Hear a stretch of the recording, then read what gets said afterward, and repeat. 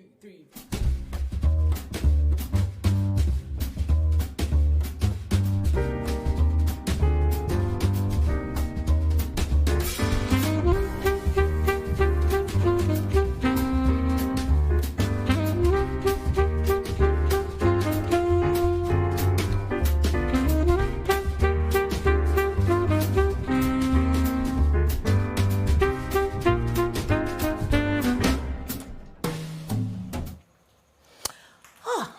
Look at us, taking the time to smell the flowers. Eh? Smell the roses, as it Almost as your top. No, they're not looking at the screen. It's actually nowhere near. Colour's not your strong point. But smell, eh? Turkish Delight. Oh my God, you're right. Eh? Just Joey's, everybody. Picked this morning. Turkish Delight is right. Okay, that's like my lipstick is a little bit more Turkish Delight than actually that. Exactly. Prachtig. Hello, allemaal. It is the 4th episode of Cooking for a Cause with David Hicks. Can you believe it? It is indeed. Time really does fly when you're cooking and having fun and melting in the humid heat we've had in Johannesburg. And you went and cycled today. I know, but my glasses are actually so dirty. I can't see them. I've been trying to clean You're them. supposed to say it's so steaming because we're so hot in the kitchen. You know what I'm saying? How are you otherwise? No, we're all good. We are very excited. We've got 4 contestants that are...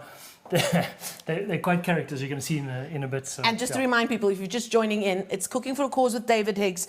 Of course, the cause for this 2nd season is the Eat Out Restaurant Relief Fund. We've been doing amazing work, haven't they?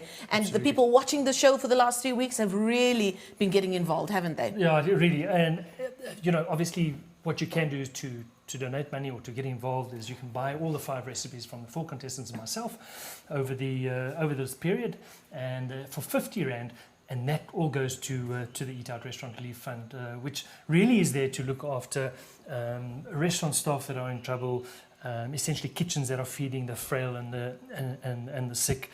And also school kitchens, yeah, which is pretty cool. Yeah. And all revolving around an industry that was really hit so hard this year and is definitely still trying to get back on its feet. But that is part of why we are in David's kitchen and in the kitchens of 4 ordinary South Africans, and we have been for the last 3 weeks, who have put their hands up to say they want to get involved and show David a thing or two in the kitchen.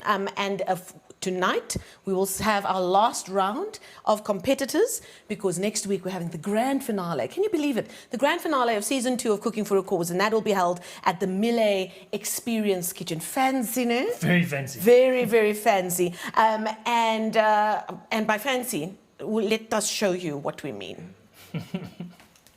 I have a deep drive inside me to go where nobody has gone before. The new Miele Generation 7000 range is designed to be more intuitive than ever before, packed with groundbreaking innovations for consistently perfect results. When technology is this intuitive, true creativity can really start to flow. Redefine perfection with Miele.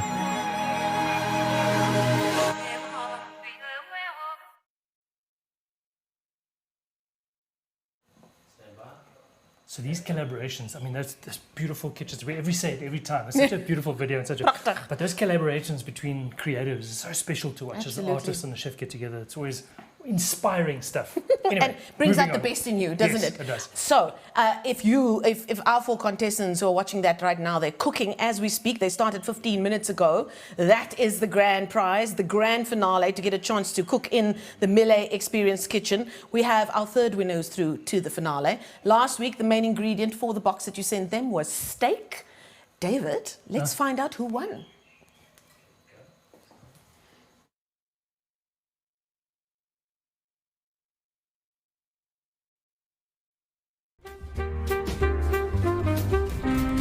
Kirsten, are you there? What I love about this this bit of beef crackling that you got here, in inverted commas, is that it's really salty, and I think it works exceptionally well with a plate. The meat is beautifully cooked. Kirsten, well done. Cabal, beautiful. The red pepper sauce is definitely needed. I'm loving the chickpea. This chickpea spinach is really clever. The meat beautifully cooked. Love the texture. Love all the different things that you did with the spinach. Eve. Ade, I love the dish. You know what? The salsa is quite powerful. It needed that kick, and that's exactly what that salsa gave. Ntukoza, are you there? Beautiful, beautiful. The only criticism I can really say is that I think your meat is slightly overcooked, but the little bit of sauce that you drizzled over it was absolutely perfect. Massive thanks to our contestants for taking part. Kavo. And he says it was redemption he brought back to his family. Because, of course, the wife was in the finale the last time around, and she had a bit of a meltdown because steak isn't something that they cook a lot. And he said this was him bringing redemption for the family, and he did a great job. Yeah, it was a fantastic dish. Very, very tasty, lots of flavour, and the meat was perfectly cooked. So Kaval goes through to our finale at the Millet Experience Kitchen, along with Catherine Lisa, as well as Koliwe Rafu. So that's going to be very exciting. One more person has a chance to go through, and we're going to meet them in a moment. But let's first find out what they received in their ingredients boxes from a Food Lovers Eatery. So guys, the way it works, Food Lovers Eatery, basically I select a couple of ingredients, they get it together, and DHL then picks it up and gets it delivered to the contestants' houses. They have 1 hour to put the dish together with those ingredients, and they can use anything from their pantry other than anything that's pre-made sauces and so forth. So that's how it then works. It then gets delivered, or then they get a Le Creuset plate, different color for each contestant, and that then gets wrapped up and then sent to us, and we taste literally in the same place. Now, what were the ingredients for today? What does Carlos say? What does Carlos? Look at him. Look at my boy. Hey? Hey. We need to do an episode where he gets to choose the ingredients. Yeah, that won't be difficult. No. Right. So, just very, very quickly, what are the ingredients today? So, there's a little bit of a curveball. It's not a curveball, but I love a bit of boerewors on the fire. So, boerewors is the main ingredient. We've got a little bit of bacon, some beetroot involved there, cabbage, butternut, mushrooms, samp, another little curveball, and then obviously some flavorings like onion, garlic, some chilies. There's also a bit of linguine pasta from the Bellissima range from Patty Zamoni. So those are the ingredients.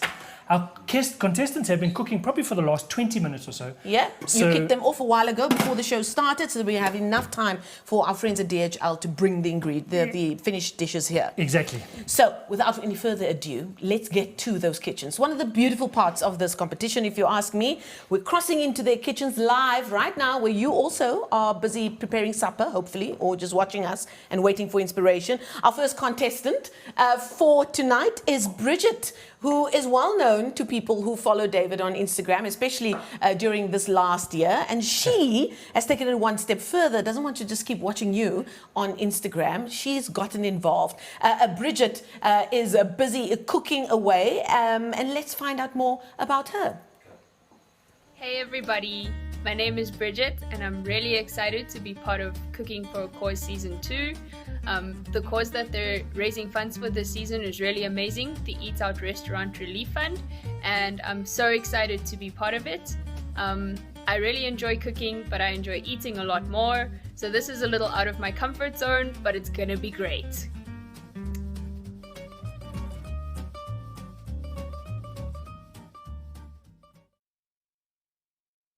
Well, there we go. And there she is, live and direct from her kitchen in Barbecue Downs. Barbecue Downs, really? Right? Never heard of it until today. And why is it not called Braai Downs, as far as I'm concerned? Bridget, hello. And more importantly, happy birthday. No ways! I forgot!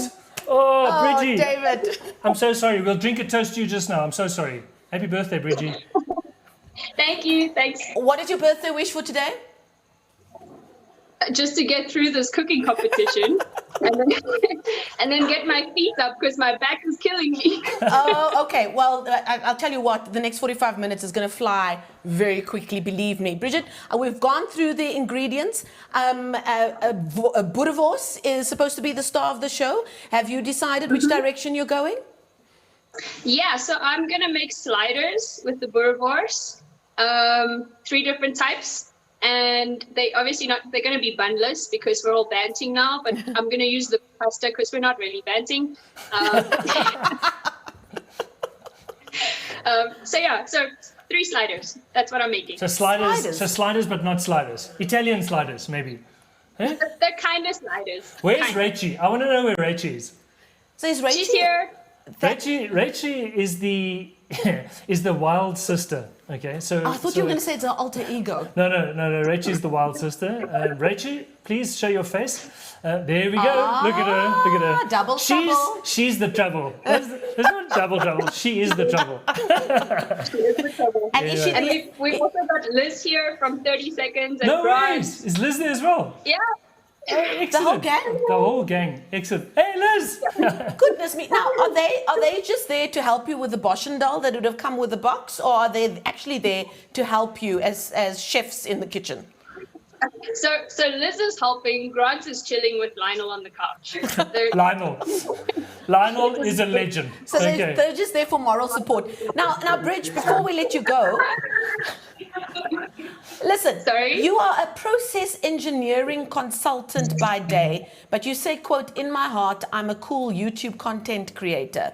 Now you're Yes. cooking as well. Can you pick a lane, please? You can't be brilliant in all of them. Sorry, it's quarter life crisis problem. So if you're an engineer, does that mean that you use that in your approach to food and what you do in the kitchen? Yes. Let me show you quickly. So I've got like it. sticky notes on Oh, the yes. wall. Oh, there we go. I wonder where you found that out from. Somebody's taught you well, hey? Okay, Bridget. Bridget, we're gonna leave you for now and start crossing to our other contestants. Good luck. Very, very interesting. Yeah. She's taking it back to old school. Her husband is Lionel. In 30 seconds, he answers every question with Adam Levine. Like you can ask him anything, like Because Adam eventually Levine that is going to be the answer.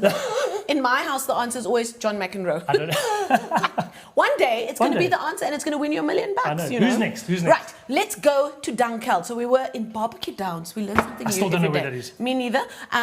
It should be called Bride Downs as far as I'm concerned. Yes. Let's go to Dunkeld, where Janet Kohler is. Let's find out more about her. Hi, my name is Jan Kohler and I live in Dunkeld with my husband and children and many dogs. I'm a self-published cookbook author and I really just love entertaining and sharing meals with friends around my table. I certainly wasn't built for lockdown. During the pandemic, I was so moved by the restaurants and chefs that reopened their kitchens to feed the hungry, and I really feel that this industry needs our support. If those chefs can cook for a cause, so can I.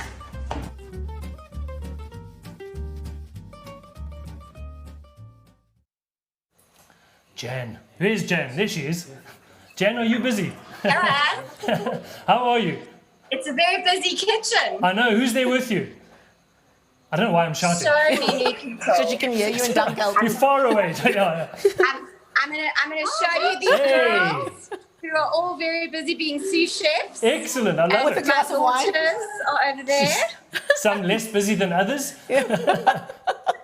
She's Lots of support in the Kohler kitchen tonight. beautiful. I love it. And are they actually helping or are they just helping you with the wine? They're amazing. I mean, they're helping with the wine, they're stirring, they're making sure I don't burn anything. They're awesome. That's great. So what are you stirring away there? What have you got planned for us today, Janet? Right, well, let's not start with what I'm stirring because that's the butt end of the show, really. Very You sharp. know, I'm used to making boerewors on the brine. That's about the only place. So this was a real challenge. But we're doing a little bit of a deconstructed boerewors. I'm turning it into a ragu for the pasta. It's got a touch of chili, some garlic, using the onion. I've got some tomato in there as well. And then I'm going to serve that obviously on our beautiful fatties and monies spaghetti that we received.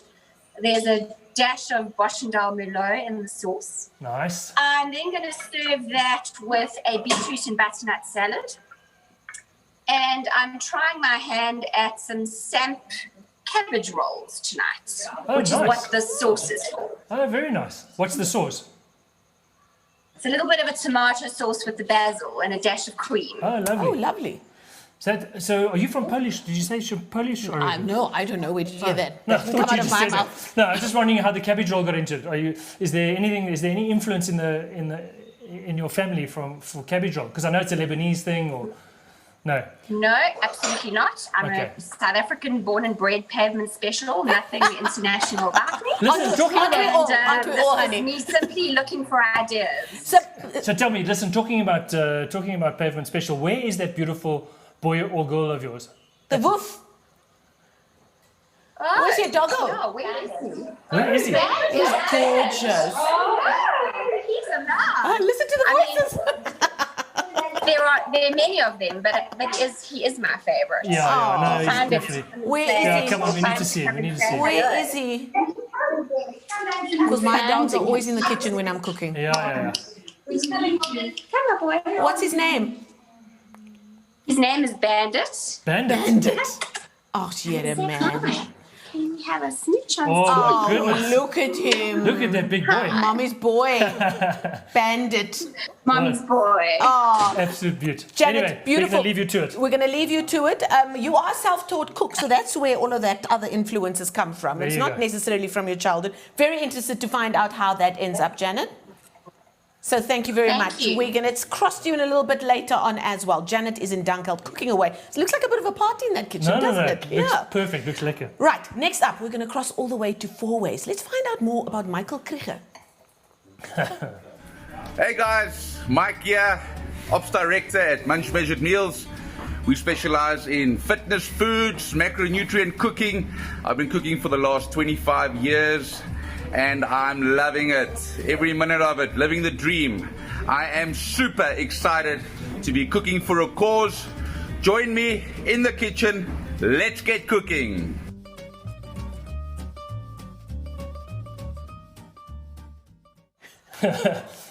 Michael, Yo. I don't know. I keep shouting. I'm sorry, but so listen, bud. I got a quick question for you. Yeah. Okay. So I Yeah. obviously know your brother. Your brother Daryl was at my cooking school many years ago, and he shared a couple of stories with me about you and your two. Yeah, you see. Yeah, here come the files. Here My come the friend, files. You were not going to get away Why with now? this. No. So, Why now? So all I want to say is, this. Like he This would is, say, this is a family show. yeah. It's on the internet. It's not. But the one story that he always told me was that you always used to go out when it was the three of you, and there was always a fight involved, okay? But the fight was never with anybody else. The fight was amongst each other. You folks used to blitzen each other. What is the story there, my friend? It's that blood curse. The Viking blood curse. The Viking blood curse. I love it. But look at them. They're all grown up now. The tattoos have faded. They Yeah, don't do yeah, that yeah. anymore. Yeah, no, listen, now it's nappies and it's bottles and it's it's terrorists. They're ruling me. Listen, but tell us what you're cooking, man. Okay, so when I saw the ingredients, two things jumped out and I just could not ignore. First was the South African flavored chakalaka, boerewors, and sam. So what I've done is I've made a chakalaka with the butternut and the cabbage. Nice. I've also threw in some chickpeas. I've rendered down some of the fat from the bacon, and I've used it in the sam. You can actually see Beautiful. it's busy over there. Yeah, nice. And then the boerewors I'm doing on the braai. So I got the big green egg outside. Nice. And I'm just going to do that on quickly just before we plate. And then I also thought, you know what, there's another thing jumping out which I just can't ignore. And that was meatballs with a mushroom red wine reduction. I mean, you get given a bottle of Boschendal, are you not going to do a red wine sauce? 100%. You've got to do that. Yeah. And then I'm gonna pass that through Yes, there we go. Last. Hey, my boy. There's it now, as they There say we in the go. classics. I'm gonna pass that through the linguine. I've got a little bit of. Hey, listen, I never knew that we can use our pantry, so I was sort of planning around strict. But when you said earlier we can use our pantry, so I've got some Parmigiano, town. which I'm just Nice. do it and just to finish it off with a touch of cream. Beautiful. And then I'm gonna make a mama's meatball that I'm busy with here. So I've chopped up some of the basil, okay, and I've taken a little bit of the bacon, and I've mixed it in with this, and I'm just gonna finish this off in the oven. Yeah. And finish it off with a red sauce. So I'm gonna have two sort of dishes on one plate, and then I've also got some of the butternut which I'm roasting off with some anise and balsamic vinegar in the oven. Yes, my friend. Listen, I don't want to. throw that in. I don't think we should. I don't think we're going to hold you up for too much longer because you can see there's a hell of a lot. Yeah. Tell me something. Are your other two brothers still cooking as well, or are they not Yeah. involved in the industry anymore? Yeah. Daryl's got a pie place down in Jeffreys. Listen, he's a surfer. He's a surfer by heart. He's walking around topless on the beach selling pies. Listen, gourmet pies. They are sold out by 12 o'clock every day. Fantastic. You can just imagine Daryl walking. Living the dream. Surfer, J-Bay. The only thing is I can't imagine Daryl on a surfboard. That's the only thing I'm worried about. Anyway. Okay, we're going to leave you to it, Michael. I think he needs one of those rubber dinghies. Okay, Michael looks like he's on top of things, nobody's business, so we're going to leave it to him. His social media handle is Munch Measured Meals. I love it. But that doesn't look, what he's cooking today doesn't look like anything is measured, to be honest. I've just had a thought. If those three oaks started a TV show, him and his two brothers, they're all as big as each other. Really? And they speak as much cuck as each other as well. But he also looks like... they can all cook. I was about to say, the way he was talking about it and the way he was handling everything, he looks like he makes lekker food. I would eat his food. Let's put it that way. Right, our last contestant, we are cruising tonight, is in Bryanston. Debbie Spazzoli. I don't even know it's Italian, but I feel like that's how you need to say her name. Let's find out more about her.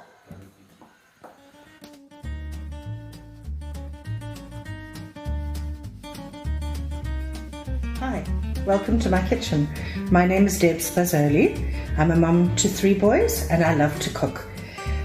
I was inspired during lockdown by David and his daily updates of cooking, and I'm looking forward to a challenge in cooking for a cause. Let's cook.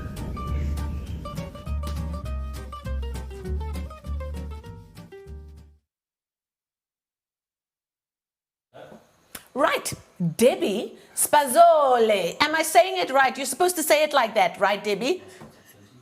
Spazzoli. Spazzoli. Oh, my goodness. There we go. I feel like Deb. you need to say it after you have a glass of wine, like you're doing it right now, right? That's the only way to do it. Cheers. Yes, Cheers absolutely. to you. Absolutely. Debbie, what have you got planned with that box of ingredients that David has sent us? But first, tell us who's your sous chef in the kitchen. He's my baby, although he's now taller than I am. He's Fabio, the Italian stallion, and he's my cameraman, he's my backup. He's organised a fan because I'm getting very hot. We all are, it's not just you, honey. He always makes sure that my wine glass is full with Boschendal, of course. Sounds like the perfect sous chef. So he's doing it perfectly. Good. So if there's anything that I ask, he's there for me. Listen, you've trained him well done, and he's the baby. So, yeah, I can just imagine. Well trained, Debbie, well trained. Now, tell us what you've got planned with that box of ingredients David has sent you. Well, of course, being a part Italian, I had to do the linguine. I'm doing the linguine 3 ways. So the first one that we have is almost like a baker's linguine, with the beetroot and butternut, with a touch of rosemary and a smidgen of nutmeg. Smidgen. Only a smidgen. That's baking at the moment. And then we've got, the second one is, of course, the mushrooms with the bacon. I've added in a little bit of I've used, instead of creme fraiche, I've used a yogurt, a double cream yogurt, to see how that goes. And then the last one, we've taken the skin off the boerewors, and I've made a tomato-based sauce that has a little bit of our Merlot in it. And I'm looking forward to David tasting it because it's got a little bit of a kick. Okay. And you think you've got enough time to get through all those elements? I hope so. Yes. The sap was like something I hadn't seen before, and I've never tried the sap. So I've made grissini. What I did is I buzzed it down into a powder form, put a little bit of yeast and water, add a little bit of flour, and we've made some grissini. So let's see how those taste. Gosh, Perfect. Okay, so you're trying something new. I've also been told, David, that Debbie said she spent hours watching your content on Instagram. And I'm sure now, since David has gone back into the kitchens at Saint and Marble, there's far less to watch. But the great thing is it's all there on YouTube. You can still go and watch it back if you're trying to remind yourself of things. Did you find that some of the stuff David did during lockdown influenced what you were doing in the kitchen, away from your normal Italian roots? Yes, I did. Yeah, I really enjoyed watching David. I enjoyed those nights when we played 30 seconds. Maybe, you know. I hope I was sober. Probably not. We had so much fun, and David, thank you an for absolute keeping my pleasure. spirits up during that lockdown. When I, you know, to see your bloomers and to see dear Carlos, it was really, really special. And then Mother's Day, what did I get? Mile 8. Oh, And, fantastic. You know, that Awesome. book is just incredible. Oh, there we go. Lovely. Debbie, we're not going to keep you anymore. You look like you're well in charge in that kitchen. Let's go. So you can... Oh, guys.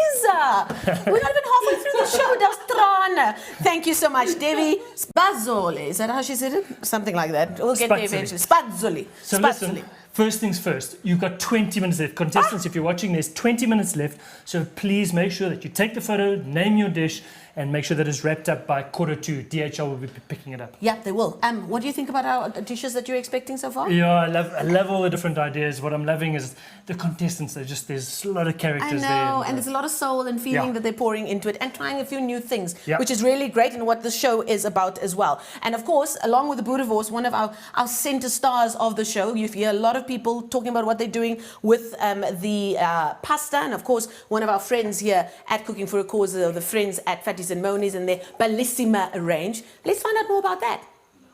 Fatties and Monies, bellissimo. Fatties and Monies, ottimo.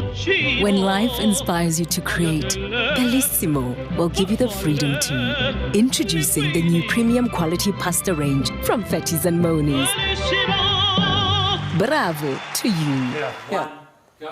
And that is our friends at Fatties and Monies, who've been really great right from the start of Cooking for a Cause, along with many of our other partners, including Food Lovers Eatery, who of course are also very specially involved with the masterclass that David has been bringing you since the start of the second season. Now, I don't know about you, I found them very educational. Last week I went home and made that couscous you made last week. And I've been telling everybody, guys, try the orange juice. Try the couscous, make it with the orange juice. It's David's trick and it works like a bomb. So that is who is involved with your masterclass. What do you have planned for today?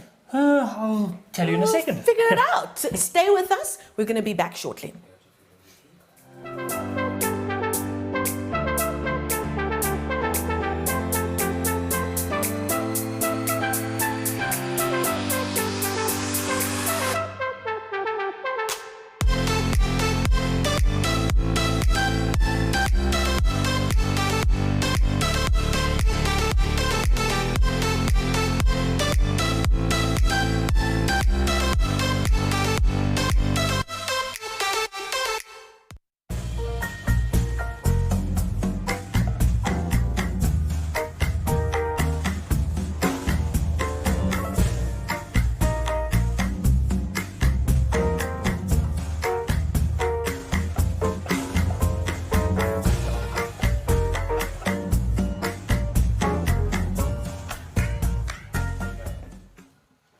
Folks, am I live? Well, we need the camera, yeah. Chaps, so first off, I have been cooking my samp, and what I love about samp, it's got lots of its own sort of starches, natural starches. So what you'll notice here is I didn't take any of that liquid out, so it's actually thickened up beautifully, almost like a little bit of a risotto. Now Dave, what are you going to do with this? So now that that is cooked, I'm going to put that one side. Now that that is cooked, I'm going to make bacon, onion, a little bit of rosemary, and if it's going to sweat that down, I'm going to fold that. Samp through that. Okay, so that'll be it. I might add a touch of mushroom to that as well. Then obviously the boerewors. I have cooked the boerewors already on the braai, and the little kicker, the little teaser that I'm going to be doing now is I'm going to be making a butternut, a little bit of a butternut jam, a butternut chutney, a butternut relish, whatever you want to call it. But what I did find in the fridge. Is 'n kujavel. Kyk, mense, dis 'n kujavel. Okay, so yeah, we've got a kujavel. We've got a kujavel, so we're going to make a butternut and guava jam. All right, so we're going to head over here to the pots. I'm going to get that on the go. Now, a little tip when you're making any form of jam is rather use a pot that is narrower than wider, because you don't want it to evaporate very, very quickly. I'm doing it on a wider pan because I want it to be cooked quickly, because obviously we want to add this to the whole thing. But so normally what you would do is you would do it in a nice narrow pan. So what are we going to start with? I'm just going to start with a splash of, oops, hey. Sorry, watch that. So I'm just going to add a splash of olive oil to the bottom of the pan. Okay. Then don't cook this in butter. All right. The reason why we don't cook it in butter is that the butter congeals. Chefy, buddy, I can't. There we go. So you don't cook it in butter because the butter congeals, and generally with a chutney, a relish, and all these things, you serve it cold. So what we're going to do, we're going to start off with a little bit of onion. Okay, beautiful onion in the bottom of the pan. Look at that. Look how beautiful that is. All right. Choose your happiest spoon. All right. I'm not going to add any herbs to this. I'm just going to start off over there. All right. Soften that up. Okay. And into that, I'm going to add my butternut, the raw butternut that I've diced into really, really small cubes. Just have a look there. Just dice that into small cubes. I'm just going to sweat that into that. Make sure that the onion is just a little bit glassy before you add that, butternut. Okay, so in with the butternut. Don't be shy. Guys, remember, these recipes are available, all right, during the week. After the show, we collate all the recipes. We get all the contestants' recipes, my recipes, and then you can buy all 5 recipes for 50 Rand. That 50 Rand goes to the Eat Out Restaurant Relief Fund. Okay, so just in the pan there, we've got our butternut. All right, we've got our onion. I'm going to add a touch more butternut to that. All right. Now, what makes a chutney or what makes a relish or whatever? Obviously, we start talking about things like vinegar. We start talking things like, I've got a bit of peanut oil that I'm going to add to that, white wine that I'm going to add to that. So there's an acidity to it. But then also, and especially in South African kitchens, there needs to be a sweetness. So we add a touch of honey, add some syrup if you wanted to. Maple syrups are quite lekker to that. Or just plain brown sugar that you can add to that as well. So I'm going to add a touch of brown sugar and I'm going to add a touch of honey to that. So it's almost like a sweet and sour of sorts. Okay, so we're just sweating this down. We're not going to take too much time with that. I'm just going to go over here and I'm going to cut my guava. And cut the guava, don't cut the guava too small, because what the guava will do, it will break down too much. All right. And the guava essentially goes in right at the end once your liquids are all boiling. So we're just going to dice up this guava. Okay. Just like that. As I said, I've cooked my boerewors on the fire outside. Okay. And I'm going to add that just now when we're ready. Okay, now back to the pot. Back to the pot. Now what are we going to add to this? So into this butternut, I'm adding my brown sugar. All right. I'm adding a little splash of honey. Okay, like a teaspoon of honey. Beautiful. All right. Chilies. Beautiful chili. Just to give it a bit of a burn. Just get that into that. Oh, I must smell that already. Okay, and what happens now, this forms a little bit of a caramel. It's a lovely caramel flavor. I'm going to add a half a teaspoon of mustard seeds as well. Just a half a teaspoon of mustard seeds. And we just sweat this down very, very slowly. Now, while this is cooking and while this is going, and what we're going to do is you reduce this down until it starts forming caramel, and only then do you add your vinegar, and then do you add your little bit of white wine to that, just to give it that lovely acidity. So, and then obviously the guava that we add right at the end as well. So there we go. That's the start of our little chutney. What's lekker about chutneys as well is that you can fold through things like parsley and corianders and stuff like that right at the end. Okay, so that's going quite nicely. In the other pot that I've got here, I don't know if you can see that. No, you can't really. In this other pot that we've got here, I'm going to start off the other part of the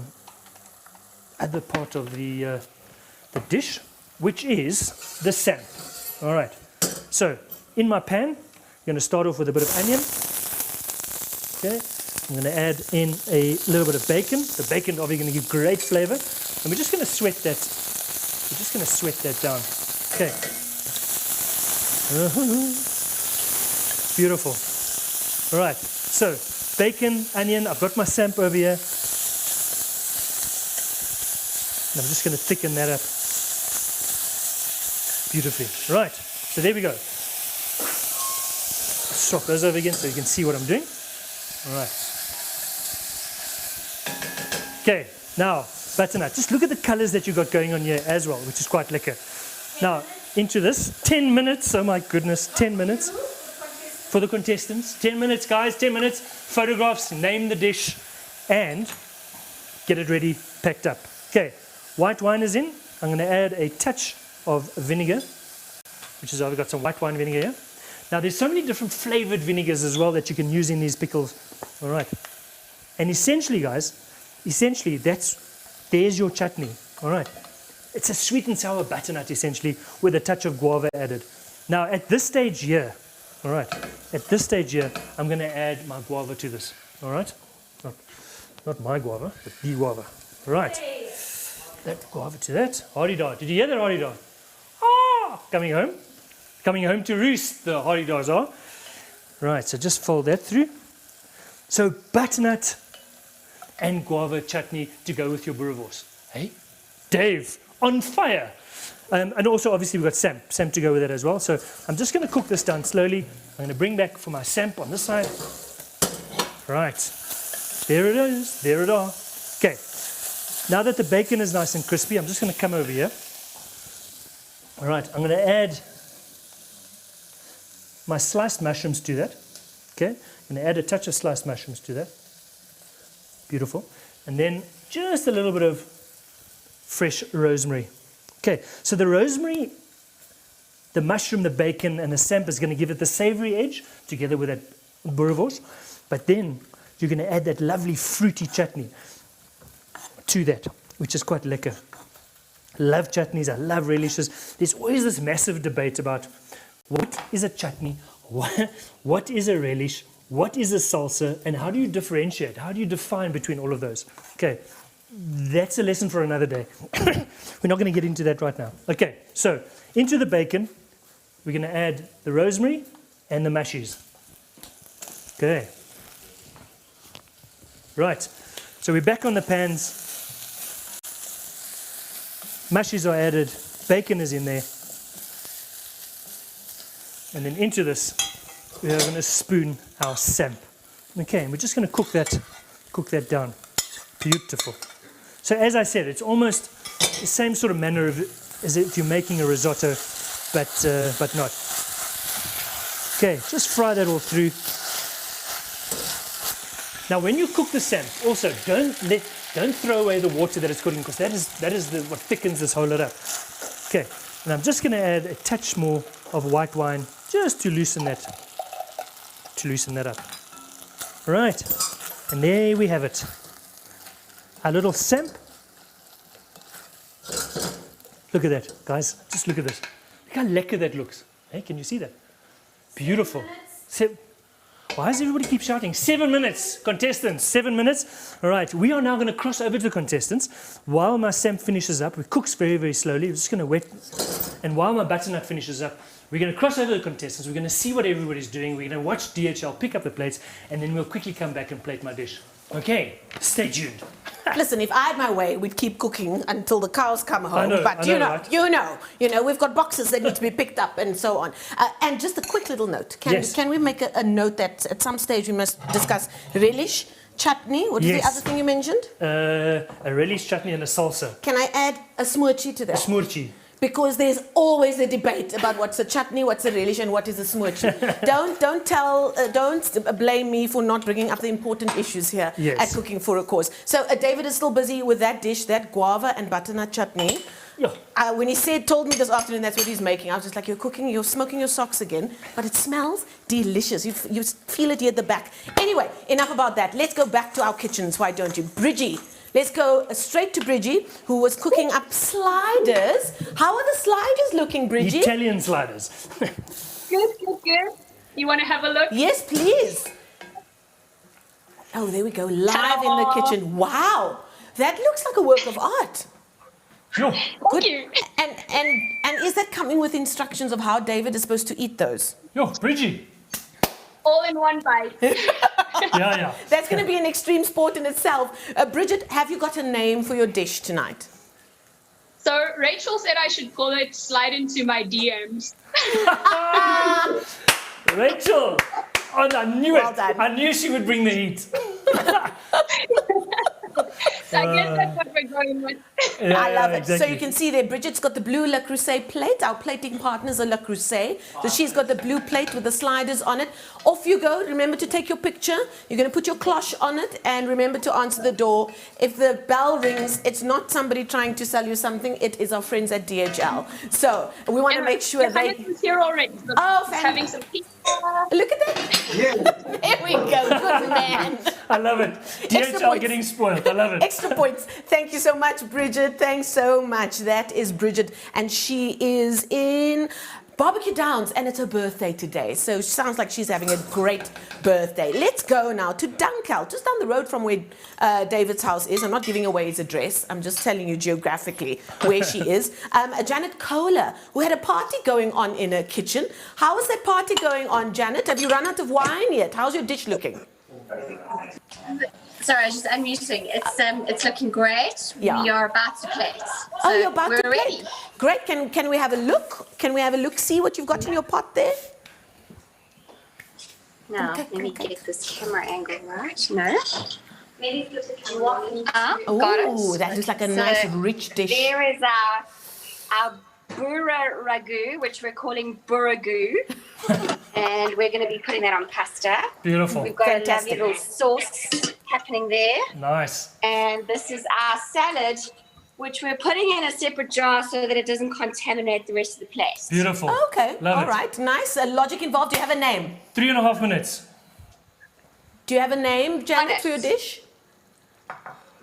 Burragu. Oh, yes, of course. Burragu. Burragu. I like that. We're going to leave it there, Janet. You guys have got 3 minutes and 15 seconds left. So off you go to plate and hand over that dish and that plate to our friends at DHL. Let's go to Four Ways now, a kitchen that I think everybody would love to eat in because it just looks like Michael Krige makes lekker food. Michael, you're known on social media as Munched Measured Meals. I'm not so sure what's measured about Right. tonight's meal. How's it looking there? Yeah, it's looking good, eh? We are pretty much done with the one half of our plating. Okay. Oh, okay. For you said you one half of your dish. Yes. Fancy, Yeah. ne? Works. So there we've got the roasted beetroot, and then we've got the layered samp, chakalaka, and boerewors. I'm just finishing off the pasta. I'm going to toss it through the red wine mushroom sauce. Beautiful. And then I'm going to plate it with the meatballs, and then Okay. we're done. Sounds good. Right. Done Do you have deal. a name? Let's go, buddy. Do you have a name? Do you have a name? I do actually. We were discussing it. We've got it's split as a twofold dish. We're going to call it boot, which is symbolic of Italy, meets boot. And then because we like to be theatrical, we're going to say in a musical theater called Show Me Your Wars. Hey! Okay. I expected nothing less from this kitchen. Michael, we're going to leave it there. Remember to take a photo and to send that along. Of the horse. Of the your- yeah. of the horse that David sent you. Let's just put that on the record. Send a picture of the horse that David Michael. sent you and that you cooked 2 ways. Let's go now to our last contestant. You guys have got 1.5 minutes left.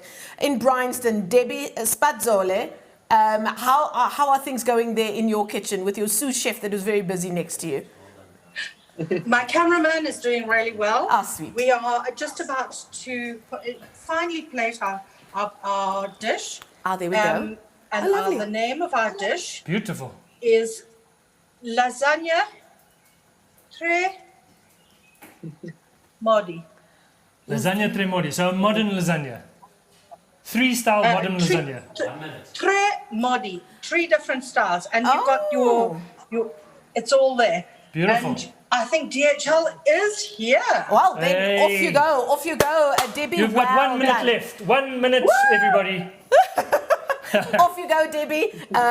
Debbie is in Bryanston, and it sounds like everything is happening. We've got things 2 ways, we've got things 3 ways. Jy gaan We've got besig wors. wees. Listen, we've got wars. You're going to be very busy when the judging finally starts. Definitely. And allow me then to judge. the plating of your masterclass dish, Listen, David. we're about to put things together. Where are we? It's all happening. It's all happening. It literally is all happening. We're going to start off. Okay, so my wors is here in the oven. Okay, let's just bring that over here. Right, I'm going to slice that. Oh, I'm actually going to plate here. Sorry, I'm actually going to plate here. Shall we take that? You want to give that to me? Yeah, I want to give that. There we Sorry, go. chaps. All very confusing. Let me plate here, where everybody can see what's going on. So there is my sausage. I've just been keeping it warm.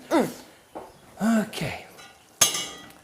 My samp. Now, if you look at this, just look at this beautiful. I don't know if you can see. You can't really see. When I put it onto the plate, you'll see this beautiful. The rosemary is coming through. Okay, look at that. The sauce is slightly thickened from all the starches. And the yellow plate is so complementary to this dish. There's a tartness to that that you can actually smell. Hey? I mean, come on already, guys. Okay, so there we go. There's our little... now, the next thing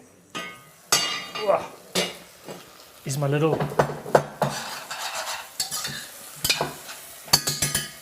There we have it. Now, got my sausage here. I'm going to slice that. Sausage that you did not poke or put holes in it as you were frying it. Just look how artistic that is. Hey, guys, just look at that. Hey. Knife skills, next level. Hey, yeah, next level. Just on there. And then we just top that off with our salsa. Beautiful. Just great flavors. Hey. Guava and butternut jam, or chutney, or relish, or smurky, together with our samp and everything else. Colours. Hey, look how beautiful that is. Hey. It smells so good. Yeah, I'm just going to finish. I'm going to finish it off with a little rocket from the garden.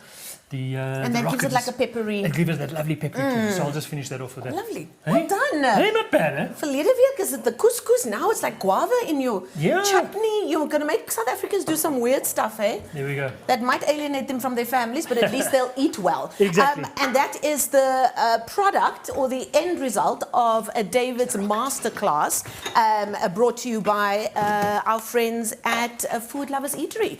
And don't tell me you don't learn something new from every episode of Cooking for a Cause.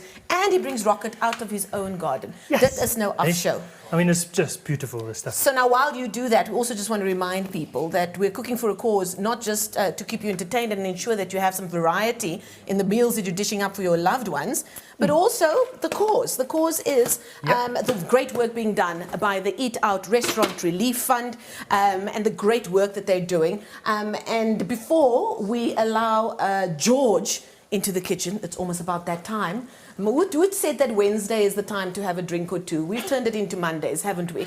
So George and David's a cocktail hour that's brought to us by Bacardi will be coming up shortly. They do need some time to Man of many hats. They're going to change outfits. It's like a hele gedunte and it's a big performance. They need some time to prepare. But it gives us a chance to remind you of what you can do to help South Africans who need it most at this time. I know everybody's trying to get in the good sort of festive season swing of things, but remember, there are those that are still struggling to put food on the table. And let's find out more about the work being done by the folks at Eat Out and the Restaurant Relief Fund. On the 27th of March 2020, President Cyril Ramaphosa announced that South Africa would go into level 5 hard lockdown. Across the nation, restaurants were forced to close. Kitchens stood empty. More and more South Africans were going hungry. But hope was on the menu. Restaurants saw the need and opened their hearts and kitchens to feed the hungry. We saw the desperation restaurants were facing to keep their businesses alive, and we knew we needed to help. Less than a month later, the Eat Out Restaurant Relief Fund, in partnership with Community Chest, was born. Together, we helped feed South Africa. Together, we supported restaurants to pay their staff and suppliers. We cried, we laughed, we protested. We partnered, we fundraised, we auctioned, and together we raised over 2.7 million rand. We supported, we donated, we showed compassion.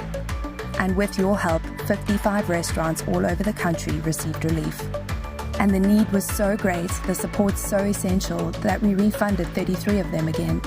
Thank you. Thank you, Eat Out.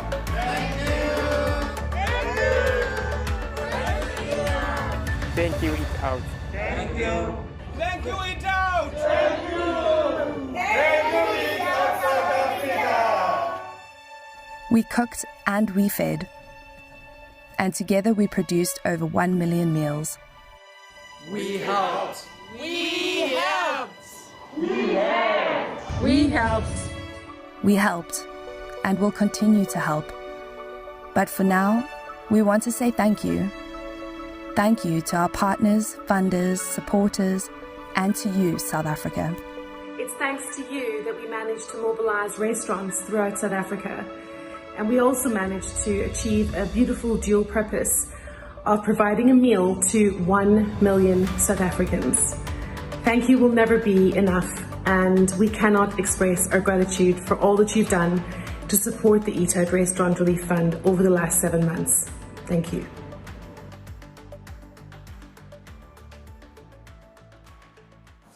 There you have it, the Eat Out Restaurant Relief Fund. David, a little later, will put up the details of just how you can help out. Basically, you're going on to Quicket, you're scanning your QR code. It's $50. You get great recipes in return for it, and you're helping out a great cause. Now, on to cocktail hour, David. Do you know what you guys have planned? Well, the base cocktail tonight is tequila. Funnily enough, it's my favourite.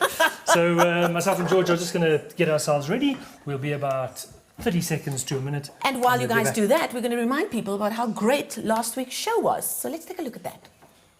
Welcome. It is the 3rd episode of the 2nd season of Cooking for a Cause with this guy over here, David Higgs. I'm Marcel Gordon. We're taking you into ordinary South Africans' kitchens. David will be doing his David Higgs masterclass, as well as, who doesn't need this on a Monday night, cocktails with David George. Let's find out what is in the ingredients box this week. Today's ingredients and what my masterclass will involve is sirloin steak, sun-dried tomatoes, red peppers, chilies, spinach, just beautiful fresh flavors. Right, let's bring our contestants in here. Ntokozo or Vilakazi.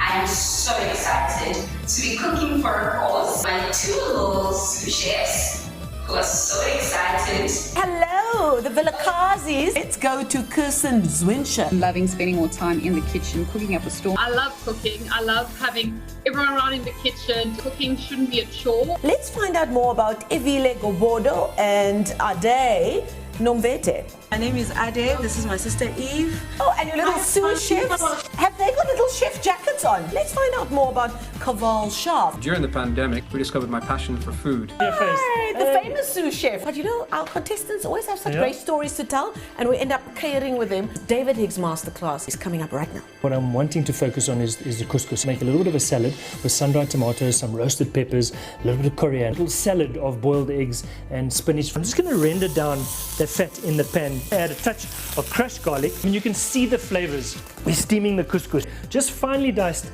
red peppers. I'm gonna be generous with the red pepper. Beautiful tomatoes, sun-dried tomatoes. A little bit of a salad of chopped egg and some spinach. Our couscous is ready. It's steaming over here. Guys, look at this. Just look at the.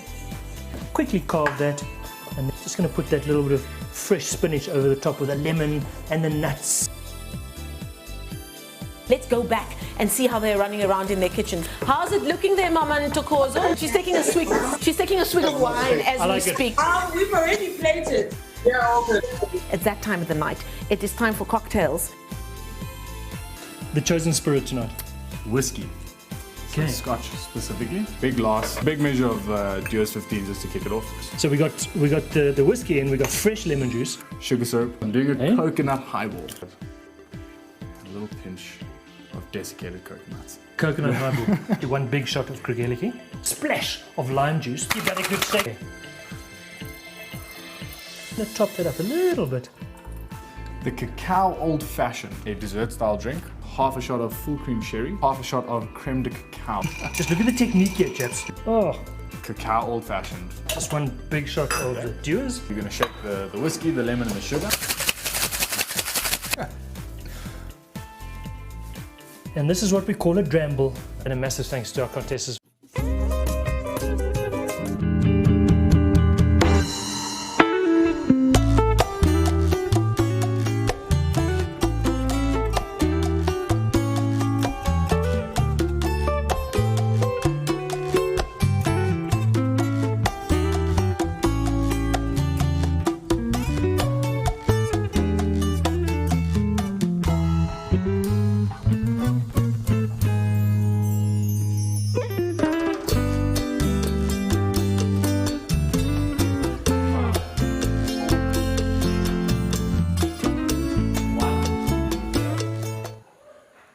There is no denying that Dave's favorite alcohol is tequila. I mean, obviously I like wine and other bits and pieces as well.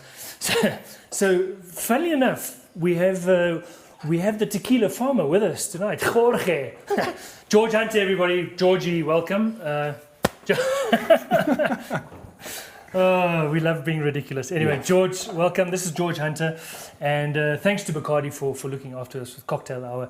We're going to be making 4 cocktails, well, 3 or 4 cocktails with tequila. And I'm going to start off with those 3. There you go, long bar spoon for just 2 turns and you're good to go. Yeah, shut up, George. Okay, so into this then. This is then we put 5 ice blocks, not more. We put and then into that we add, okay guys, we're going to add the tequila. So a double shot, good double shot of tequila. Okay. Over there. We're going in with 6 shots. We're going in with 6 shots.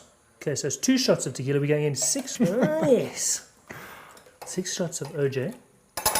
And then just to finish off with that, I'm just going to add a touch of an orange liqueur. All right. So a half a shot, essentially, of orange liqueur. So we've got tequila, orange juice into that. Now this, obviously, we are going to shake and add to our, all right.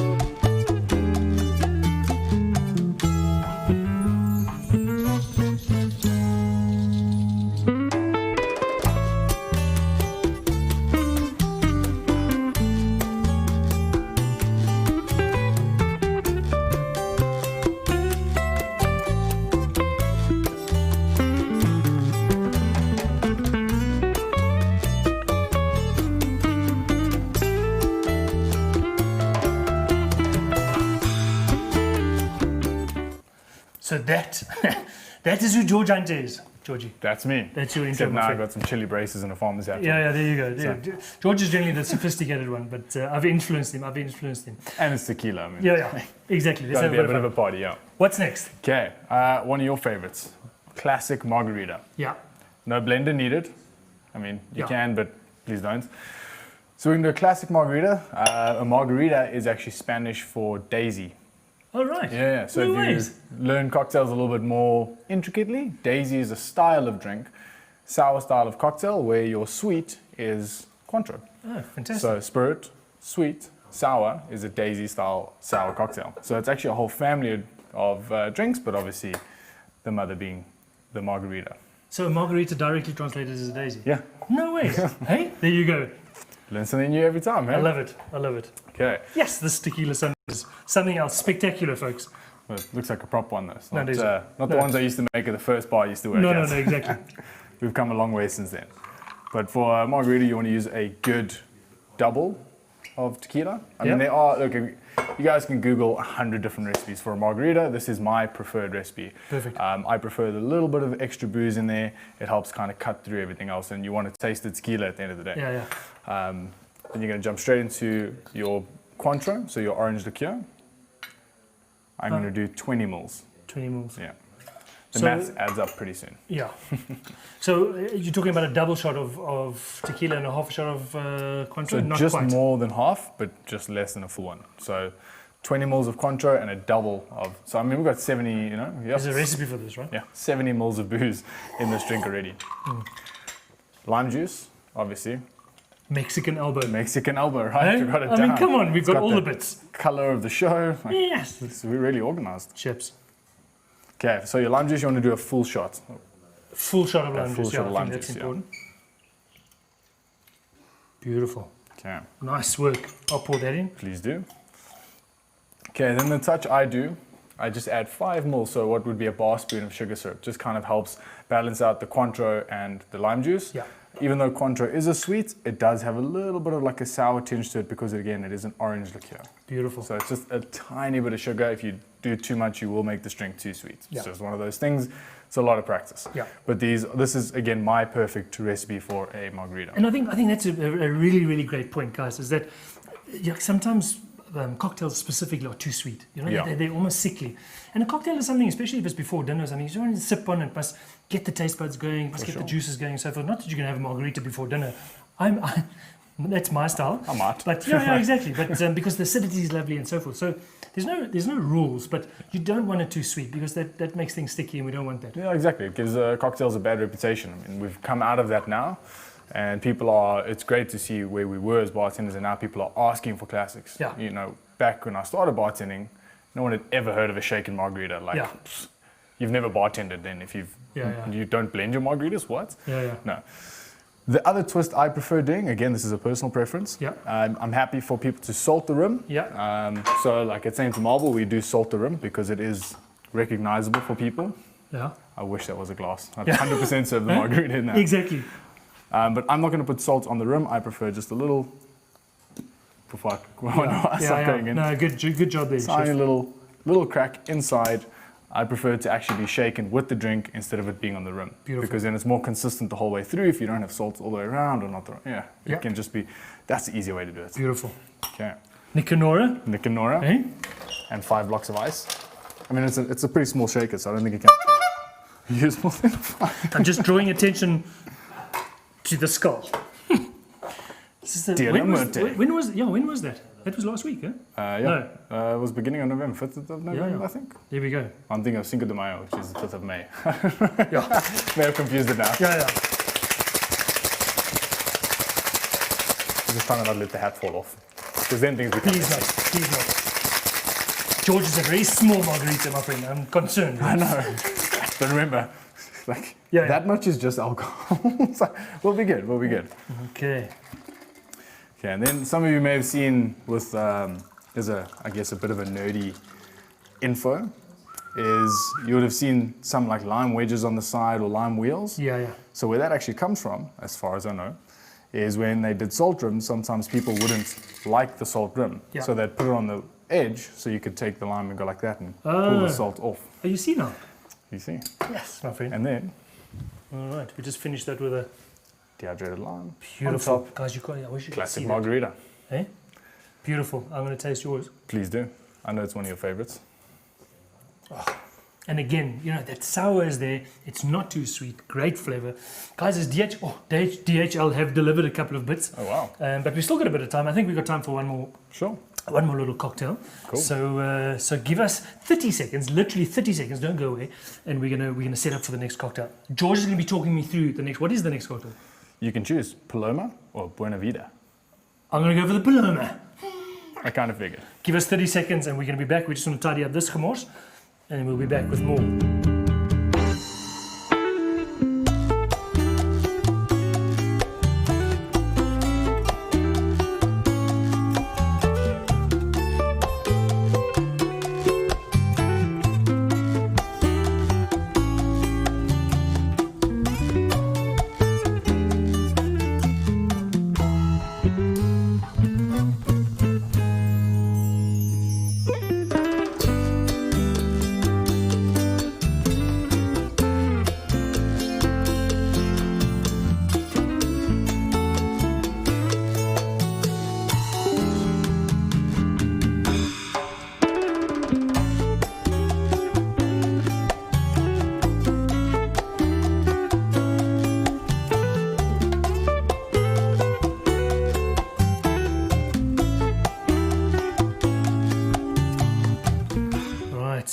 So tequila handcuffs.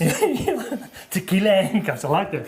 I'm so undecided here. Tequila Sunrise, we've got margaritas, and we're just about to make a Paloma, which is certainly pretty similar to a margarita. No? It is in a sense. I mean, it's got obviously tequila as a base. Yeah. In fact, that's a cross between these two. It really is, actually. A little bit more carbonated because obviously using some soda water, but those two had a beautiful baby. It would be a Paloma. George, this is unbelievable. So George is going to talk us through a Paloma. Anything that we need to know about a Paloma? I mean, is there anything... Why is it called a Paloma? That you've actually got me on. I don't know. Oh, George. I mean, hey, folks, here we go. I'll have that answer for you next week, though, for sure. Now I'm going to nerd out on it. But Paloma is just one of those drinks. It's very kind of was invented by the Jimadores, the guys who actually harvest the piña, the thing that tequila You just told is. me you don't know anything about it. Now we're going into detail. No, I know about it. I don't know where the name Paloma comes from. But it was made by the farmers. Yeah, the farmers of the tequila. Oh, and really? it's like one of the drinks that they'll have in the fields because it's very easy to make and refreshing. Obviously, we do a few little tweaks here and there and make it for bars, but theirs is very rural tequila, squeeze a lime, grapefruit soda, and they smash these things. Nice. I can But like, imagine. all day. Yeah. That's what they do. Oh, I've actually got quite an interesting little thing here. Let me just show you. So this is it's called a Paloma Reader. Okay, so it's a little premix. So there's lots of these premixes and stuff that are coming through. So I actually made myself one yesterday after cycling at freaking 35 degrees and seeing a few abusive people on the road. So I made myself one of these on the way. And basically all you need to add here is tequila and a little bit of soda water or sparkling water, which is bloody delicious. Eh? Okay. Not bad. This is the guys in Cape Town, those oaks at El Burro. Hey, Sash. Guys that know what they're talking about. Yeah, exactly. Okay, so George, tell me what I'm doing. So you're going to shake? We are making a Paloma. Are we going in with ice? Obviously 5 blocks of ice as per normal. George, what's going on there? Okay, it's one big block. Okay. Yeah. Then? At least 100 mils of grapefruit juice. 100 mils of grapefruit juice. So this is okay. This is, how much is this? To the very top will be 60. To that line will be 50. To that line will be 50. So if there's a line in your little jigger, this thing is called the jigger. Did you see what I did there? That's 50. So we're going in with 100 mils of fresh grapefruit juice, guys. Yes. Okay, we just want to, this is the longest. Was there nothing with a smaller hole, George? I tried to find one, but just okay. What else are we putting there? Okay, half a shot of honey. Honey syrup or honey? Syrup, honey syrup. Yes, I always dilute it a little bit so it actually mixes into the drink and doesn't just sit at the bottom of your shaker. 100 mils? No, 15. Half a shot. Oh my goodness. Half of the small side, there you go. There we go. Now, honey syrup, I've learned something interesting. I made some honey syrup last week and I made it in an old whiskey bottle that I didn't clean up. But a honey syrup is 1 part honey to 3 parts water, not 1 on 1. That's what I normally read. do 2 and 1, so I normally do 2 honey and 1. Okay, so there you go. Yeah. So because everybody's different. If you do 1 and 1, for me it actually just tastes way too much like a sugar syrup. Yeah. And you've lost the flavor of honey. Exactly. It was quite nice in the whiskey bottles. We picked up the flavor of the whiskey, which is quite nice. Okay, so we've got 100 mils of grapefruit juice. We have got a splash of honey syrup and you're gonna do half a lime. So half a lime. Use the Mexican elbow. Mexican elbow. Oh, there's still an old half a lime in there. The juice of half a lime that goes in there, just straight in. Just look at that. Or half a medium-sized lime. Yeah. All right. Like a decent lime, not one of those out of season marbles that you get. Are we going reposado or anejo? Reposado for this one. Reposado. Yeah. Okay, so here we go, George. Now, let's just finish this off. So you get different types of tequila. You get. Can I ask you this? Yes, of course. Okay, so there we go. So we got reposado, we got anejo, and then we've got what's the other one? Blanco. Blanco. So obviously Blanco is pretty clear what that is. It's a white tequila, the silver, that's all that kind of thing. Then we get the reposado. What exactly is reposado? Okay, so Blanco, white, is unaged tequila. So they pretty much, before I nerd out and speak for 3 hours on tequila, they make the tequila, they let it rest for a little bit in like a steel vat sometimes, and then they bottle it and send it out. So it's unaged, like tequila that's good to go. Beautiful. Obviously, the tequilas that we use are 100% agave, which means it's 100% tequila. That also can be a super nerdy conversation. Reposado is rested. It's 3 to 6 months in oak barrels. And then anejo is aged. That is 6 months to a year. All right. In oak barrels, yeah. Simple as that. Simple. Oh, I mean, that's what I'm saying. I can nerd out for a lot longer, but that's the basis of it. The basis of it. Okay, so let's just get back to this. So what are we using? We're using reposado. Reposado. So we're using reposado. So in there we've got the, how much am I putting in? Yeah, 50 to 60 mils. So a good double. Yes. Nice. Beautiful. Just look at that. Okay, that's in there. All right, so again, we got the honey syrup, we got the fresh grapefruit juice, we got beautiful reposado in there, which is the one that hasn't been aged for too long. It's just been resting in a barrel for 6 months. Okay? Outside, we've got a Christmas beetle fluttering around. It's about to die. What else have we got? Well, that's it. You're going to shake that for now. Okay, that's it. Right, so there we have it. And we're going to are we doing this in the tall one. In the highball. That's the one. So.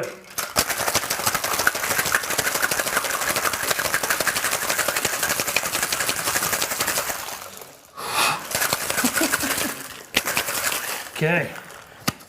All right. Look at that. Do you see how easily that came off? Oh, that is beautiful. That's got good technique. Are we putting ice in this glass? Yes. Okay, so we got ice in the glass. Beautiful. Really is quite something. Do we fill it up?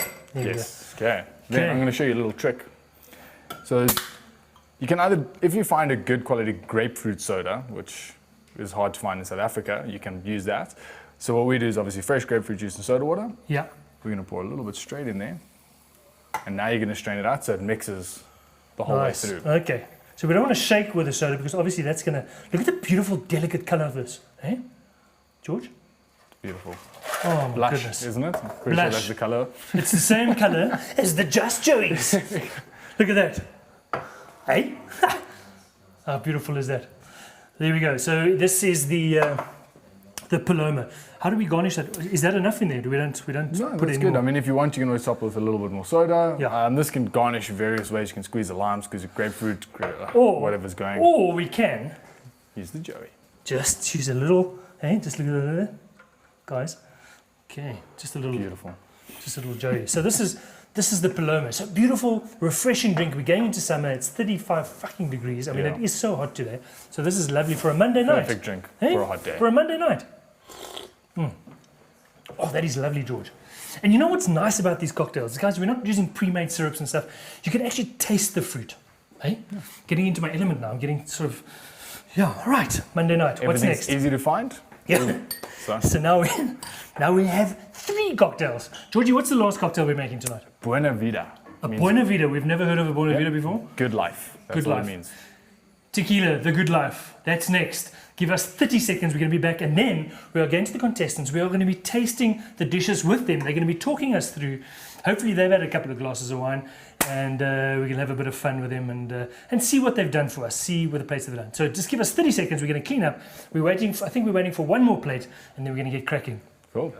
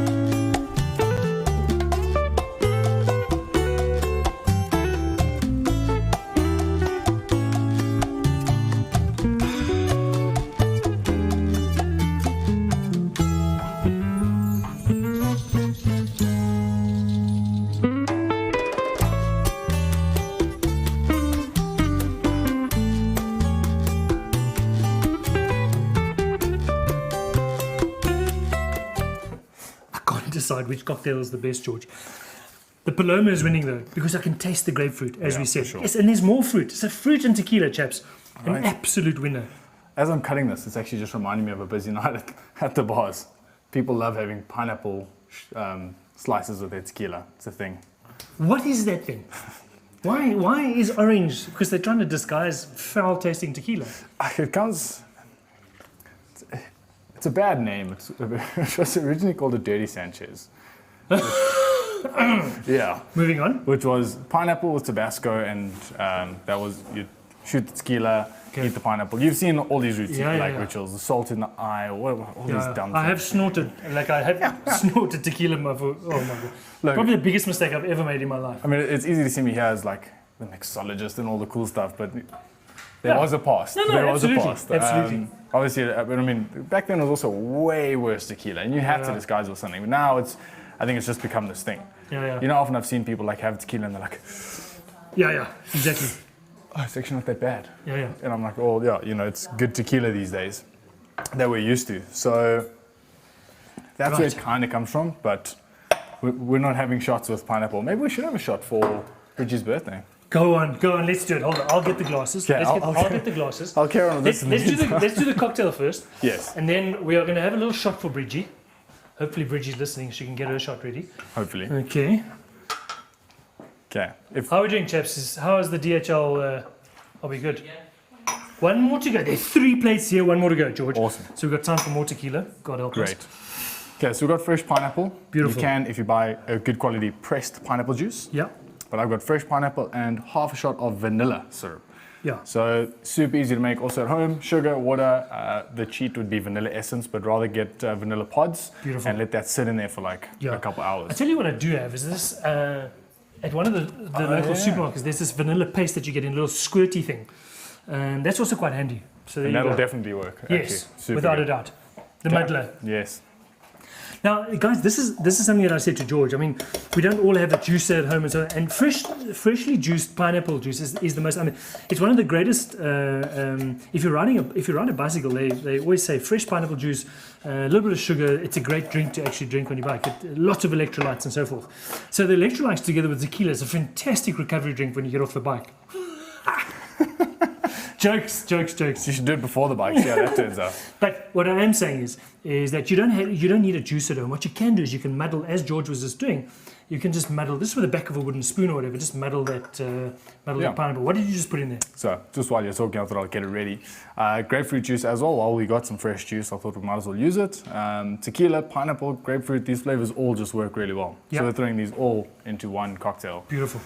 And then the last little touch. Obviously some bitters.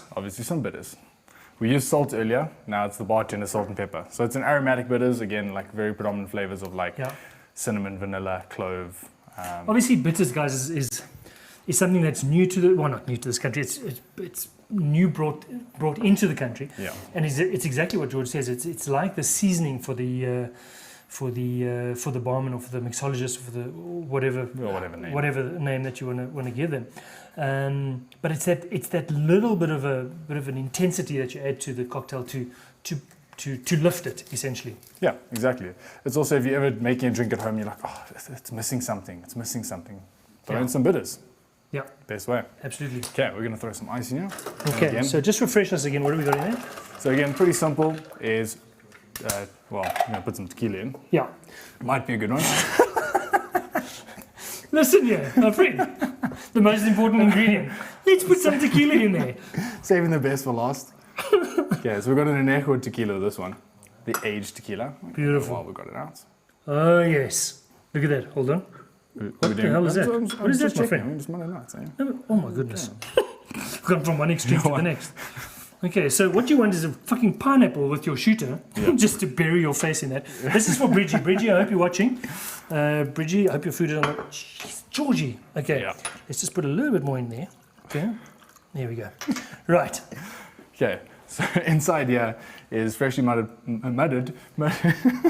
We've lost him, chaps. We've lost him. And I haven't even had a drink yet. Are you kidding me? So, freshly muddled pineapple, grapefruit juice, vanilla syrup, bitters and tequila. Pretty simple drink. Beautiful. Okay. The reason there's no lime, if there's anyone watching and there's no sour in the drink, the volume of grapefruit juice will be acting as the sour. Beautiful. Okay. Nice. What glass do you need, Georgie? We've got this bad boy, right? Okay. Okay. Right. See how it's going? Yeah, there you go. Yeah. That's falling off. I got your back. There you go. Thank you. Should you really use a bigger shaker? There's no space. Yeah, you really should. Anyway. Yeah. Okay. And a little bit more ice. Oh. Catch it before it falls into the shot. Yep. There you go. Good enough. Good. Yeah. Beautiful. Into a little tumbler. Rocks glass, yeah. It's all the muddled pineapple. Yeah. Beautiful. So this right here is why I don't use 3-piece shakers in a high volume bar. Yeah. Because if I can slow things down. Yeah. They're pretty to use and they're great for home. But for me, yeah. Buona vida. Buena vida. Buena vida. Okay, then you can garnish this with grapefruit, with pineapple. We're just going to take a little bit of the base that would normally be thrown away. Yeah. Lovely. Lovely, George. Okay, I'm going to do that now, but I'm going to put a disclaimer out there. I hate garnishes on the rim. Yeah. No, so do I. But, Cool. but yeah, can I taste this? Please do. Oh, and you know, it makes quite a difference with the with all the sour that we've got, all the straight lime juices, the straight lemons, and so forth that we got with the others. This has got more of a richness to it, and the bitters makes a massive difference here. Eh? Of course. There you go.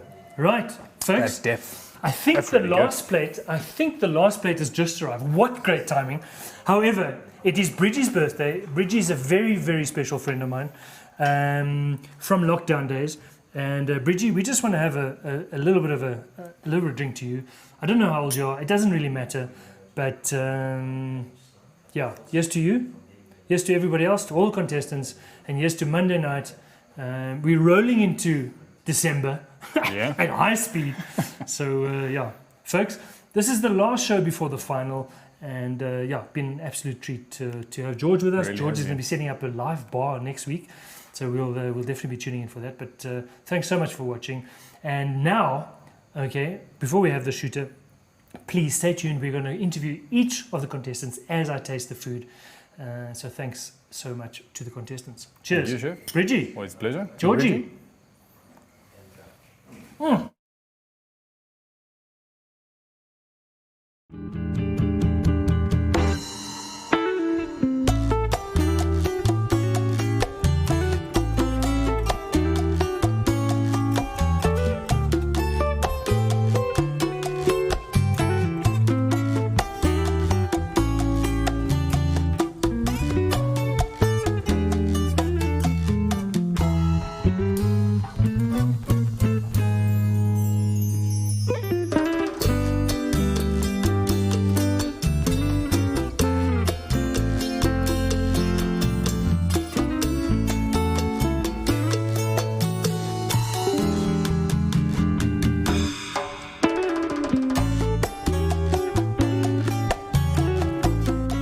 Right.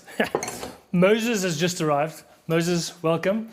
Moses from DHL. Moses has been really, really busy. He's just picked up from Michael, my friend. I just want to say thank you to you. Much appreciated. I really, really appreciate it. And to DHL guys, they've been unbelievable. Your team is professional. They look the part, and we really appreciate it. Moses, thanks, my friend. Cheers. I'll see you soon. Good evening. Cheers.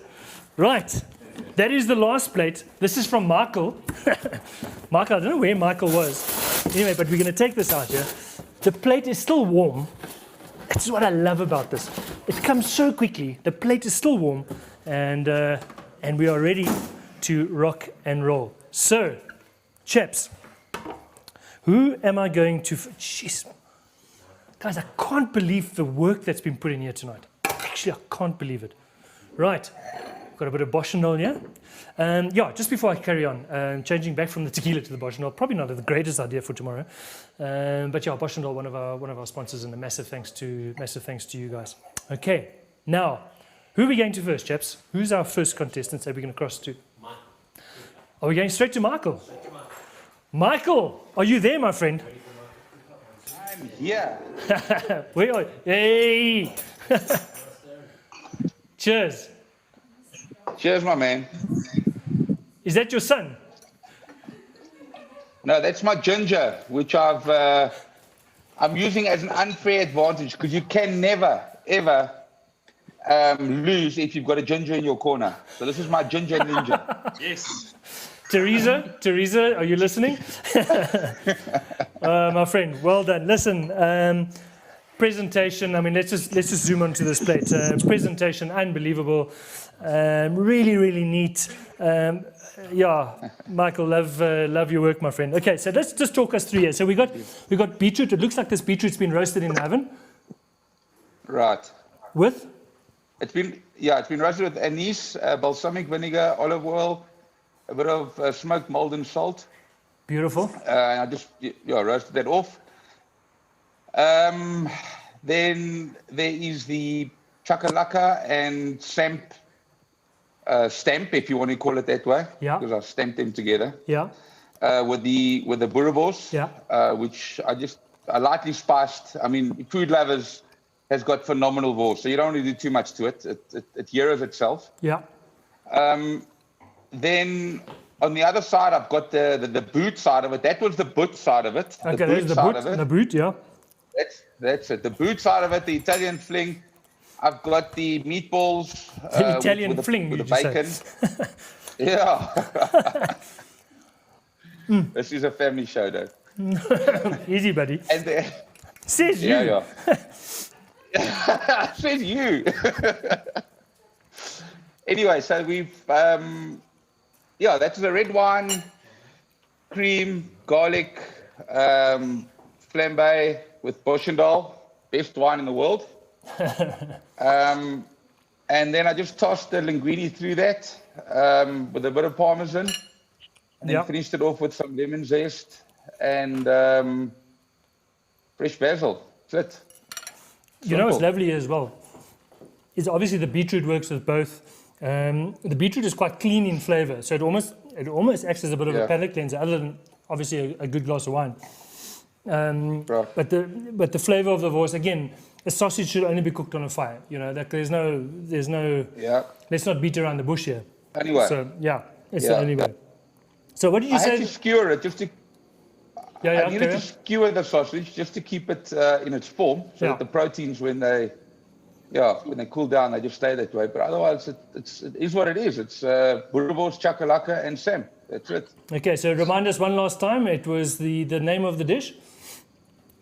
It's Boot meets Boot in the musical drama called Show Me Your Wors. I love your work, my friend. I love your work. Michael, it's been lekker chatting. Please give my love to the family. Tell everybody I say how's it, we'll definitely reconnect soon. Thanks. Thank you. Cheers, buddy. That was Michael Krieger.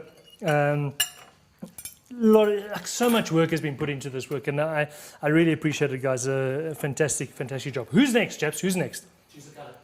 Choose a colour. We are going with the red. Debbie Spazzoli. There we go. Debbie, are you there?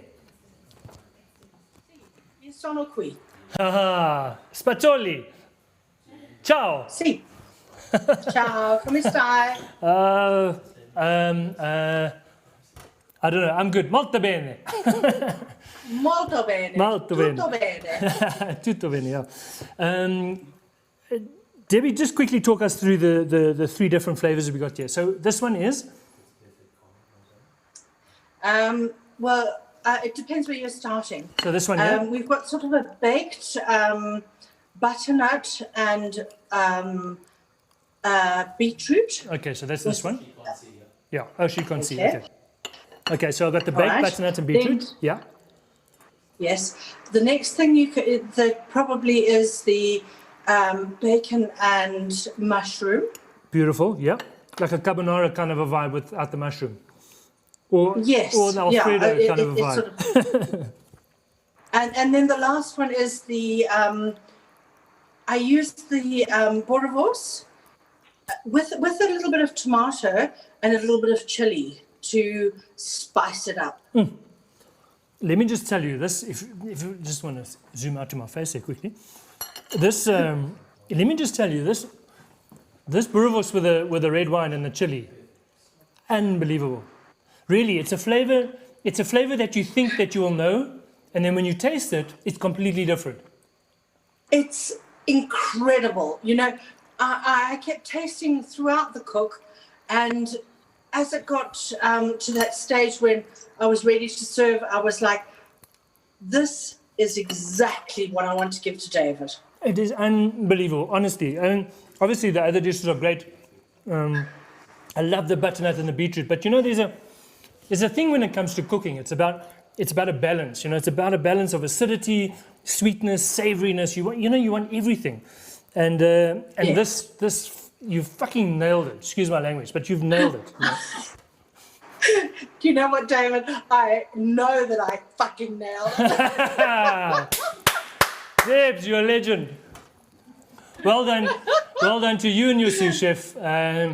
We'll chat to you tomorrow at 6 o'clock on my Instagram Live. I really appreciate you taking involved. So, yeah, Debs, thanks, man. Thank you, Dave. That was Debbie. Unbelievable. I want to go over to the orange plate, I think it is. Janet, are you there? Let's go to Janet. Let's just see where Janet is. Right. Hold on, we're holding for Janet. Cheers, everybody. I hope everybody's got a glass of wine. I hope everybody's enjoying their Monday. She's back. Okay, no problem. We got time. Janet! No one calls me Janet, Dave. It's just Jan. Jan, oh, sorry, Jan. I'm trying to be correct. I don't want to insult anybody. It's always, when people, a funny story, Jan, is that I hate the name Dave. I hate it when people call me Dave. What did I do in lockdown? I called myself Dave. And now I've got a YouTube channel called Dave. Anyway, so you've got Dave Kitchen to show for us. Yeah, yeah, exactly. So, Jan, just quickly talk us through what you did. You got this lovely salad on the side here. What's in the salad? So the salad is the roasted butternut and beetroot. Yeah. With a bit of rocket, yeah, which is from my garden. Bit of feta, hoping I could take something from my fridge. Yeah. We've made a lovely pomegranate dressing for that. Yeah.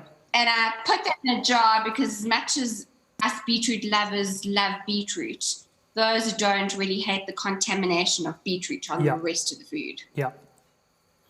Okay, and then we've got the pasta with the sauce.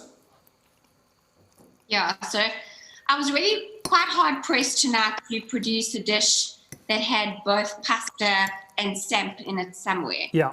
So I decided to go with the fabulous Fatties and Monies pasta.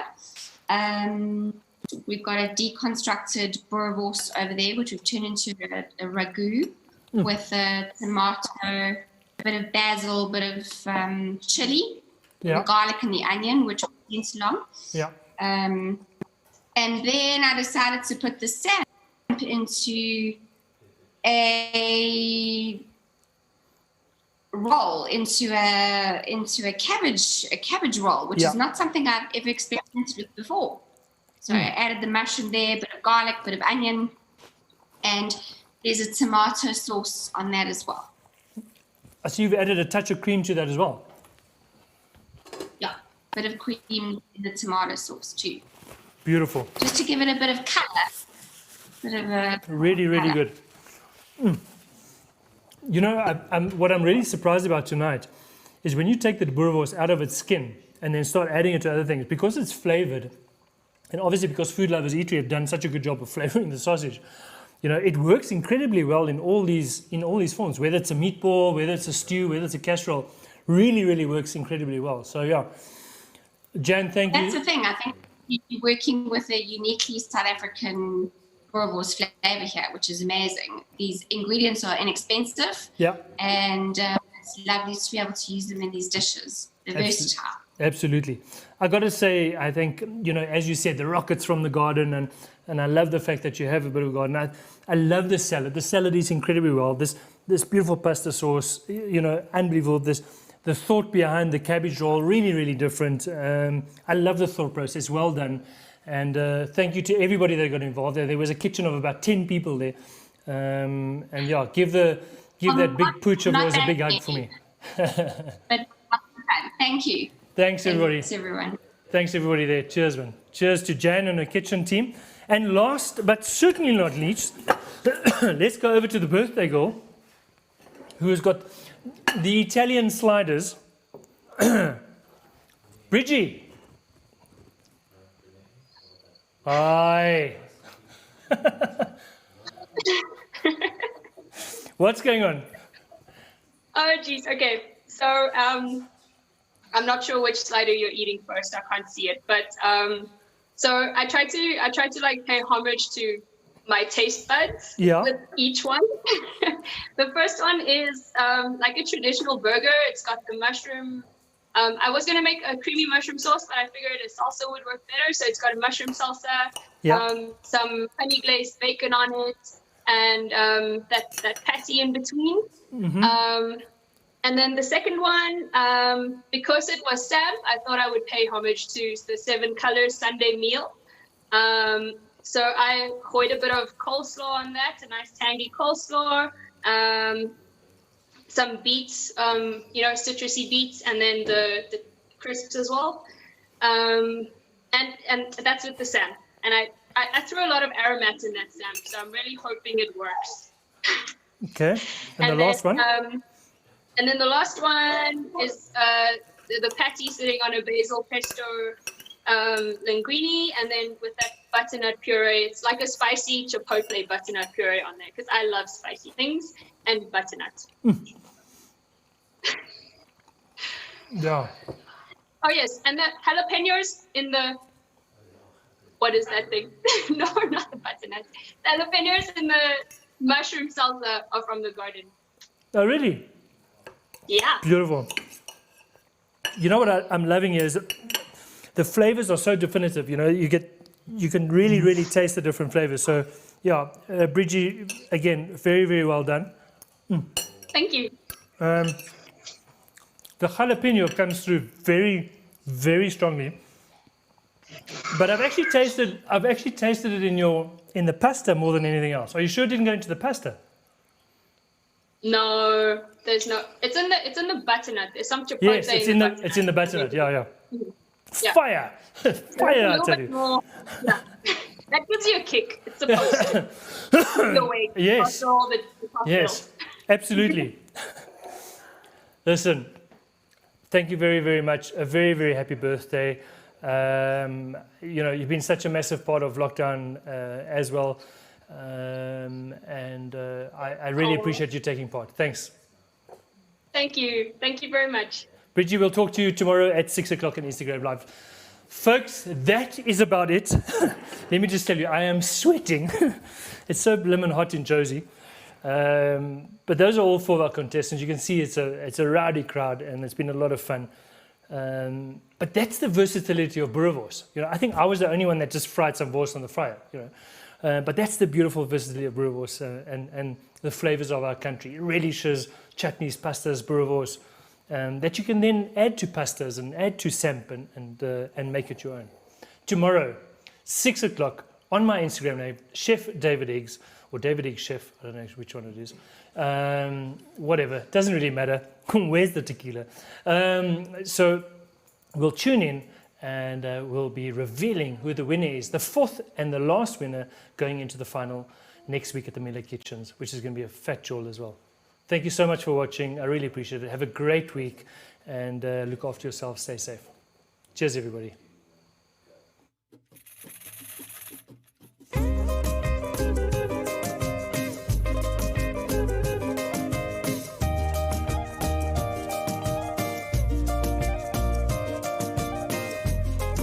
Why should you get involved with Cooking for a Cause? Well, it's exactly that. It's for a great cause, obviously for the Eat Out Restaurant Relief Fund. You can see all the details on their website. But it really is about it's about making new friends. It's about a little cooking community, and it's a way to share your skills and your ideas with others. So if you're a food blogger, if you're a foodie, if you just enjoy cooking. And you want to test your skills against others and have a bit of fun more than anything. Yes, obviously there's little prizes and stuff involved, but that's not really what this is about. This is about a feel-good. This is about reminding us what food does for us as people, bringing us together, making us laugh and having a bit of fun in the kitchen. That's really what Cooking for a Cause is about.